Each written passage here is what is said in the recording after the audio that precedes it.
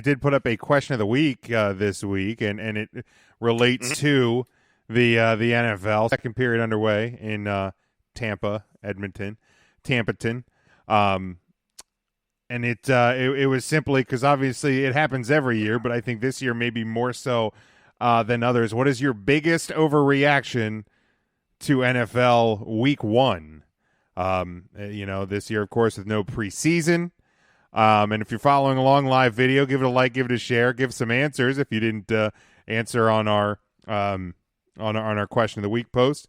I think for me, and there's not necessarily one specific one, but it's the blank, and I'm just on like players, not even necessarily full teams, but like blank was a waste, blank isn't any good, or blank is the best. Waste of a draft pick, those kind of things. Yeah, I mean, right away I'm going to go to Tampa Bay, and Tom Brady. He throws 2 interceptions, he throws a pick 6, and 2 touchdowns, 2 interceptions, and you have Jameis Winston on the Saints sideline, and everybody's like, why did we do this? But like, let's be honest here. You have camp, but you don't have preseason games. You don't have an opportunity for scrimmages. You don't have real live football. And this is the first time in his career that he has a new offensive coordinator, a new playbook, all new receivers except for Gronk, who only had a couple of looks. So like, that's like the first one that jumps off the page. And, let you talk about, I get to some of our responses on Facebook. But those are the kind of ones, just these broad, oh, what a waste. This isn't going to work out like we thought it was. And it's like, especially this year, let's tap the brakes. Down here, being in Tampa, I can tell you that, for the most part, it's remained calm, but you do have been waiting for Bucs football. I bought all the jerseys. I bought all the, Number one jersey, by the way, Tom Brady. Number one. Well, sure. It's the first time anybody's had to buy a new Tom Brady jersey. Can you guess number 2? I don't know if you saw number 2 up to through week 1. Can you guess the number 2 most selling Gronk? jersey? It's not. There's league wide. I don't know. Joe Burrow. Cam Newton, number 2. How about that? They got, the Boston fans. Well, they got new unis this year. They got new unis. Sure. And of course you have a new quarterback, so you got to get the jersey. That's exciting. But I can tell you that there is some overreacting down here, and it's it took a lot of I wanted to call in to one of the radio, just let them know, like, hey man, like, first of all, not only is Tom Brady playing in the NFC for the first time, it's like he's never played the Saints, and he's never played he's never played in the Superdome, and he's been there enough times, but I don't think he's ever played the Saints. No fans or not, you're traveling to New Orleans. You're playing against, it's hard to really rate defenses right now, but I'd say New Orleans is probably a top 5, top 7 defense in the NFL. Good pass rush. And there's a lot of pressure on you because New Orleans can score. So when you're on the field, you want to put up 7 every time. Simply just taking the the field position game and punting. Drew Brees doesn't care if it's 60 yards or 90 yards. So there's a lot of pressure on you, and there's a lot of pressure on Tom. I think just the offseason in general, like the hype that's down here, and is Tom going to win before Belichick, or neither of them going to? That's all demons that are in your head just floating around. And like you said, without that preseason game to get those tosses in, you're gonna make some chances. And Tom owned up to it pretty quick. Like in that post-game interview, he was like, "Hey, I made some good choices." He's been indoctrinated in the Patriot way. Just because you leave, he knows what to say. And I mean, Bruce Arians a little bit different. That would have been one of my, if I was going to say like 3 biggest overreactions. I think, Bruce Arians a little different than Belichick, though. In that game, it's not like Tom was projected. It wasn't like he was going into Jacksonville and was supposed to beat him by 5 touchdowns and lost because he threw picks. Well, and you had Mike Evans was banged up. I think you had another receiver that didn't play. Like, he didn't even have his full offense. Like, No. I'll tell you one thing. O.J. Howard's excited to have Tom Brady there. He sure is. And here's the thing. I know a lot of people were like, ball actually gets to him. a lot of people were mad that like Gronk didn't do more. I think there's a lot of people that Gronk's not going to play enough. No, he's not. When he is, he's going to be a decoy or a blocker as well. Or he's just going to catch touchdowns. That's my only fear. If you're an O.J. Howard fantasy lover, Watch enjoy for the touchdown but this week I didn't see. And now, I think granted, Gronk might vulture touchdowns. Granted, I was watching Red Zone, but I didn't see Gronk in a lot of goal line scenarios. Not that they had a lot this week either. And it could be that you're kind of reserving him for like a heart of the season run or like an end of the season run. I mean, the guy's been off for a while, and he's smaller. Gronk is Not as big as he was. considerably smaller than he was. So they're probably protecting him. Had to get in wrestling shape. He did. Former WWE 24/7 champion, by the way.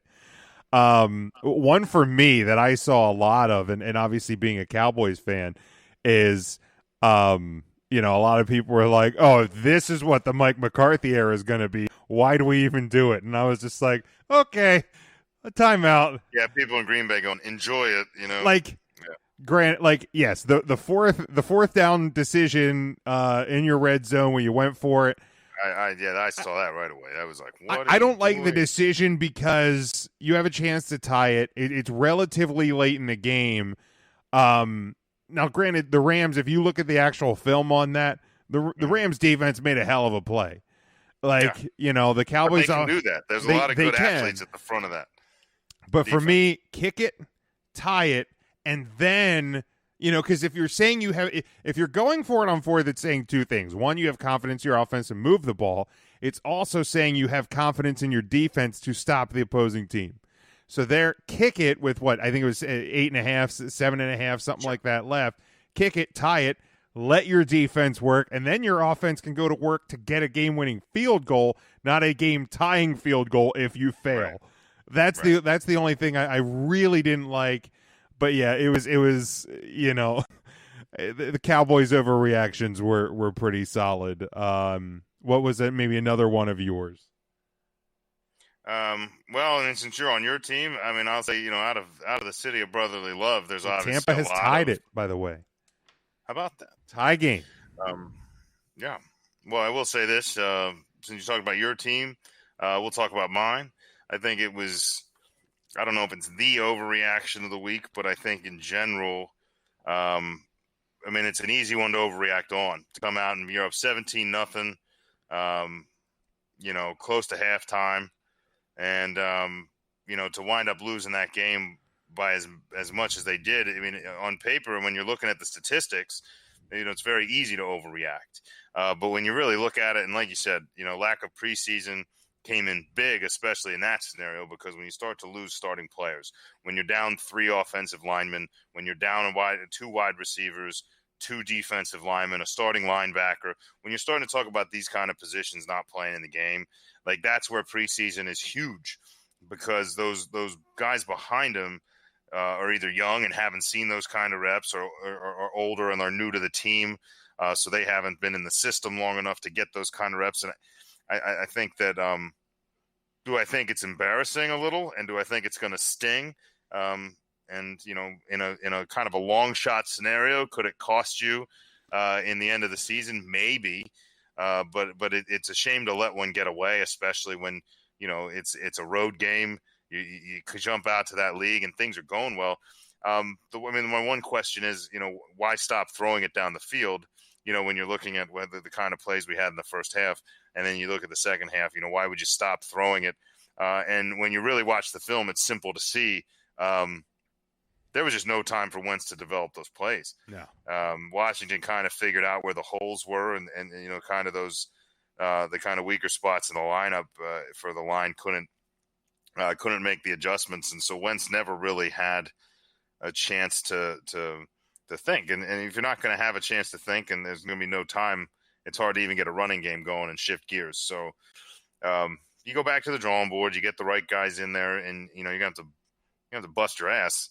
I mean, I'm not going to lie, and get those guys some work and get them up to speed. But it doesn't get easier. I mean, those Rams that beat your Cowboys are coming to town next week, so you're going to need to put points on the board. I think offensively, the Rams clearly a better team than Washington. So, and they have a good pass rush, and that's something. Yeah, that Donald character's pretty good. Yeah, he's from what I hear. I mean, pretty solid. He's gonna be good, is what they say. Yeah, he's developing. I think he'll make it in this. Still an up and coming youngster, but I think he's going to be real good. But yeah, that would be my next big overreaction. Chase on Facebook said the Browns are bad once again. I don't think that's an overreaction. I think that's just watching and observing fact. Yeah, I think that's just reading the news. Dave said Tom is old, but Drew looked older. I agree. I think Drew Brees didn't look great in that game, especially when you have a Taysom Hill not far behind you. And I think that may have been a thing that hurt the Eagles too, is you didn't have Jalen Hurts. And I couldn't understand. I read that comment, and I didn't know if he was saying that saying Drew is older is an overreaction, or if he was just commenting that that's what it was. But I mean, here's the thing with the Saints, and it's a lot like if you remember when Peyton Manning played for the Colts, and even when he played for Jake's Broncos, the first few games out of the chute were rough. The Colts lost games in the first 4 fairly often, and if they did win, it was closer. And people were questioning, especially as Peyton got older, like, does he still have it? Does he still have it? Peyton and Drew Brees are similar in the sense they both are very timing-based quarterbacks. They run a system where they control the timing. They need to know where guys are, especially Drew Brees, who can't see over a defensive line. Well, so true. He needs to know where you're going to be. And so to not have those kind of extra reps and have a shortened offseason and those kind of things, it's going to take him some time to get these guys up to speed, especially watch out next week if Michael Thomas doesn't play. He said he's going to be out 3 or 4 weeks probably. 3-4, they said. With an ankle injury, yeah. Well, I guess it's good they signed an Emmanuel Sanders then, because I was going to say I have him in one of my fantasy he's about leagues. as good as they come, in my opinion. So I think Drew will be fine. I think the Saints will be fine. I think they're going to appreciate the fact if Thomas isn't playing, they're going to really appreciate that they took that game against Tampa Bay, because they're going to have an opportunity here to drop a couple and still do okay. Sure. So Drew will be fine. I think Dave's, even though if it was real, was somewhat of an overreaction, but you're probably right. He did look older. And then Chris says biggest overreaction is Redskins D going to help them lead the NFL in sacks. That would definitely be an overreaction. Yes. Their D looked good. I'm not going to that pass rush looked good, but you're also dealing with an offensive line that is severely banged up in Philadelphia. That's going to help. Yeah. And I think one of the other ones I saw, and it's a game we'll talk about when we're doing our matchups this week. But people were reacting to Cam Newton and and how he played and how that offense looked different and how great they can do. I think they can be good, but. I think we also need to tap the brakes too on maybe some of the expectations with New England as well. But do you have any other overreactions from the week that was, Sean? I don't think so. I have an underreaction. It appears that the Tennessee Titans are sticking with Gostkowski. They're calm about it. How you have a formerly incredibly proficient kicker that gets a hip surgery or hip replacement or whatever he had done, and then comes out, misses a couple extra points and a field goal, or I'm like, I'm not going to say panic, but you can act a little more panicked. Your fan base would love it because that got a bit dicey. But that's my underreaction of the week. Is just he'll be fine. That's my underreaction. Tampa scored 2-1. Tampa. Halfway at 10:01 of the second, so they're up 2-1 now. Lightning does strike twice. And if this score holds, that will be here, folks. That would be your Stanley Cup matchup if this score holds. But and I would be a huge Tampa supporter in that because fuck Dallas. What do I care? That even carries over into hockey, huh? I was at a bar once, and there was a tennis match where one guy was from the Northeast and another guy was from Dallas, and I rooted for the other guy just because. So, yeah, it does. All right, well, I guess I can't. Dallas Desperados, I hope they can go into winless every year. I guess I can't argue with you there.